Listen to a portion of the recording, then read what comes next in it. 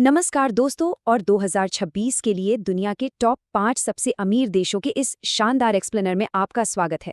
चलिए बिना कोई देरी किए सीधे शुरू करते हैं। जब भी सबसे अमीर देशों का जिक्र आता है तो अक्सर हमारे दिमाग में विशाल अर्थव्यवस्थाओं और सुपर पावर्स की तस्वीर उभरने लगती है ना? लेकिन आज की ये ग्लोबल रैंकिंग आपकी उन सभी पुरानी धारणाओं को बिल्कुल बदल कर रख देगी। हम बहुत ही मजेदार तरीके से समझेंगे कि आखिर एक राष्ट्र को असल में क्या चीज इतना धनवान बनाती है। तो सबसे बड़ा सवाल यही है कि एक अमीर देश की असली पहचान क्या है। ग्लोबल पावर को नापने का जो पुराना तरीका था, अब उसे भूल जाइए। अब किसी देश की असली संपत्ति सिर्फ इस बात से तय नहीं होती कि उसके पास कितनी जमीन है या उसकी टोटल जीडीपी कितनी बड़ी है। 2026 में सच्ची संपत्ति का पैमाना बदल चुका है। अब बात होती है प्रति व्यक्ति आय की, दुनिया भर में उस देश के प्रभाव की, और सबसे जरूरी, वहां रहने वाले आम लोगों के जीवन की क्वालिटी की। यानी पैसा सिर्फ खजाने में नहीं, लोगों की रोजमर्रा की जिंदगी में नजर आना चाहिए। अमेरिका और चीन जैसे विशाल देशों की बात तो सब करते हैं, लेकिन जरा सोचिए, आज की हमारी इस लिस्ट में जो देश शामिल हैं वो भौगोलिक रूप से कितने छोटे हैं। आपको जानकर हैरानी होगी कि इस लिस्ट का जो नंबर 1 देश है वो आकार में टोक्यो या न्यूयॉर्क जैसे आधुनिक शहरों से भी छोटा है। फिर भी वो दुनिया के ज्यादातर देशों से कहीं अधिक अमीर है। इससे एक बात तो साफ है कि आज के दौर में आर्थिक महाशक्ति बनने के लिए बड़ा क्षेत्रफल होना बिल्कुल भी जरूरी नहीं है। तो चलिए उल्टी गिनती शुरू करते हैं। नंबर 5 पर है स्विट्जरलैंड। दुनिया भर में लोग सदियों से अपनी संपत्ति सुरक्षित रखने के लिए इस देश पर आंख मूंद कर भरोसा करते आए हैं। इसकी पूरी नींव ही सटीक योजना और अटूट भरोसे पर टिकी है। अब जो बात इस देश के बारे में सबसे ज्यादा दिलचस्प है वो ये कि स्विट्जरलैंड ने अपने सारे अंडे एक ही टोकरी में नहीं रखे हैं।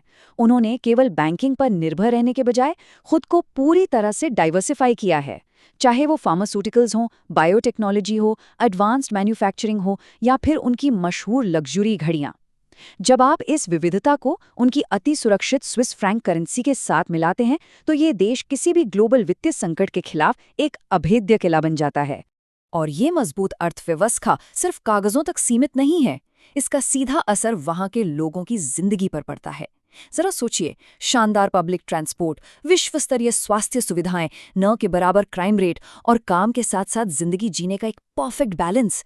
इसे कहते हैं असली दौलत, जो सिर्फ बैंकों में नहीं बल्कि सुकून भरी जिंदगी में दिखती है। आगे बढ़ते हैं। नंबर 4 पर है कतर। ये देश इस बात का एक बेमिसाल उदाहरण है कि अगर आपके पास प्राकृतिक संसाधन हैं तो उन्हें केंद्रित ग्लोबल पावर में कैसे बदला जाता है। कतर की रणनीति एकदम कमाल की है। शुरुआत में उन्होंने तरलीकृत प्राकृतिक गैस यानी एलएनजी मार्केट पर अपना दबदबा बनाया, लेकिन वो वहीं नहीं रुके। उस गैस से होने वाली भारी भरकम कमाई को उन्होंने एक विशाल सॉवरेन वेल्थ फंड में बदल दिया। और आज कतर सिर्फ तेल या गैस तक सीमित नहीं है, वो ग्लोबल फाइनेंस, बड़ी एयरलाइंस और यहाँ तक कि अंतर्राष्ट्रीय स्पोर्ट्स और रियल एस्टेट का एक बहुत बड़ा खिलाड़ी बन चुका है। इस बेतहाशा दौलत का सबसे बड़ा फायदा वहां के नागरिकों को मिलता है। दोहा जैसा अति आधुनिक शहर इस बात का जीता जागता सबूत है। बिना टैक्स वाली इनकम, बिल्कुल मुफ्त उच्च स्तरीय शिक्षा और स्वास्थ्य सुविधाएं, और रहने के लिए सब्सिडी वाला घर। कतर ने अपने नागरिकों को एक ऐसा सुरक्षा कवच दिया है जिसकी बराबरी कर पाना दुनिया के ज्यादातर देशों के लिए सिर्फ एक सपना है। अब आते हैं टॉप 3 पर। तीसरे नंबर पर है आयरलैंड। ये एक ऐसा जबरदस्त उदाहरण है जहां दिमागी ताकत और इनोवेशन ने प्राकृतिक संसाधनों की जरूरत को ही पूरी तरह से खत्म कर दिया है। जहां कुछ देश जमीन खोदकर तेल और गैस से पैसा कमाते हैं, वहीं आयरलैंड ने दिमाग से दौलत बनाने का रास्ता चुना। उनके पास कोई बहुत बड़े प्राकृतिक संसाधन नहीं थे, इसके बजाय उन्होंने अपने लोगों को शिक्षित किया, अंग्रेजी बोलने वाला एक शानदार वर्कफोर्स तैयार किया और कॉरपोरेट टैक्स की ऐसी नीतियां बनाईं कि बड़ी बड़ी कंपनियां वहां खींची चली आईं। देखते ही देखते ये छोटा सा देश पूरे यूरोप का वित्तीय पावर हाउस बन गया। और यही वजह है कि दुनिया की सबसे बड़ी टेक और फार्मा कंपनियों ने आयरलैंड को अपना घर बना लिया है। एप्पल, गूगल, मेटा, माइक्रोसॉफ्ट और फाइजर जैसी कंपनियों ने यहाँ अपने बड़े मुख्यालय स्थापित किए हैं। इसका नतीजा, उत्पादकता आसमान छू रही है, लोगों की सैलरी में जबरदस्त उछाल आया है और डबलिन जैसे शहर एक हाईटेक मॉडर्न इंफ्रास्ट्रक्चर का शानदार उदाहरण बन गए हैं।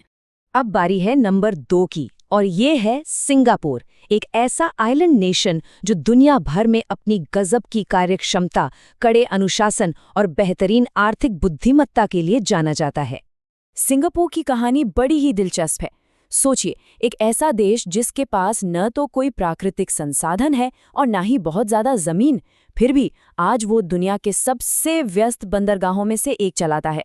ये देश पूरी तरह से अपनी भौगोलिक स्थिति का फायदा उठाते हुए एशिया और बाकी दुनिया के बीच एक अहम ग्लोबल और ट्रेड गेटवे बन चुका है। और सबसे खास बात यह है कि सिंगापुर कभी भी अपनी सफलताओं पर रुकता नहीं है।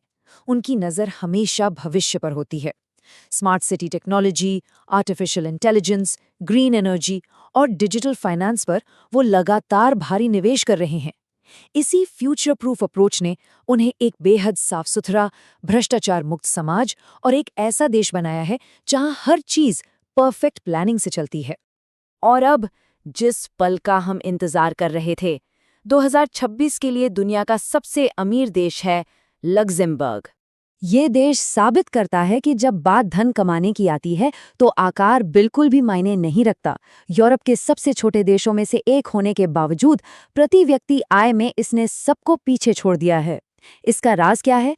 पूरी तरह से उच्च मूल्य वाली विशेषज्ञता।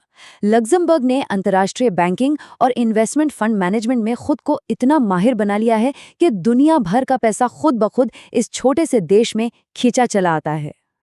अब सवाल ये है कि इस अपार धन का वहां के आम नागरिकों के लिए क्या मतलब है? इसका सीधा असर उनकी जीवन शैली पर दिखता है। यहाँ लोगों को दुनिया में सबसे ज्यादा वेतन मिलता है। और सुनिए, पूरे देश में पब्लिक ट्रांसपोर्ट बिल्कुल मुफ्त है। जी हाँ, आपने सही सुना। इसके साथ ही टॉप क्लास हेल्थ केयर और एक बहुभाषी यानी कई भाषाएं बोलने वाला वर्कफोर्स। और अब तो ये छोटा सा देश स्पेस और सैटेलाइट टेक्नोलॉजी में भी बड़े कदम उठा रहा है। तो इन पांचों देशों की इस शानदार यात्रा से हम क्या सीखते हैं? लग्जमबर्ग की स्पेशलाइजेशन, सिंगापुर का अनुशासन, आयरलैंड का ह्यूमन कैपिटल, कतर की स्ट्रैटेजी और स्विट्जरलैंड का डाइवर्सिफिकेशन, इन सब में एक बात बिल्कुल कॉमन है। वो ये कि smart governance, high value industries और लंबी सोच हमेशा बड़े आकार और भारी आबादी पर भारी पड़ती है। जैसा कि हमारे आज के विश्लेषण का निचोड़ है, सच्ची संपत्ति हमेशा सबसे बड़े देशों में नहीं पाई जाती, बल्कि उन राष्ट्रों में होती है जो दक्षता, नवाचार और दीर्घकालिक आर्थिक रणनीति पर ध्यान केंद्रित करते हैं। भविष्य में दुनिया पर वो राज नहीं करेंगे जो सिर्फ आकार में बड़े हैं, बल्कि वो करेंगे जिनका सिस्टम सबसे कुशल और जिनकी सोच सबसे आगे होगी। इन सभी असाधारण देशों की रणनीतियों को समझने के बाद मैं आपको एक सवाल के साथ छोड़ना चाहता हूं। आपके हिसाब से एक बेहतरीन जिंदगी जीने के लिए इनमें से सबसे आदर्श मॉडल कौन सा है? क्या वो लग्जमबर्ग की फ्री लाइफस्टाइल है, सिंगापुर का अनुशासन या फिर स्विट्जरलैंड की शांति? इस पर जरूर सोचिएगा। उम्मीद है आपको ये एक्सप्लेनर बहुत पसंद आया होगा। हमसे जुड़ने के लिए बहुत बहुत धन्यवाद।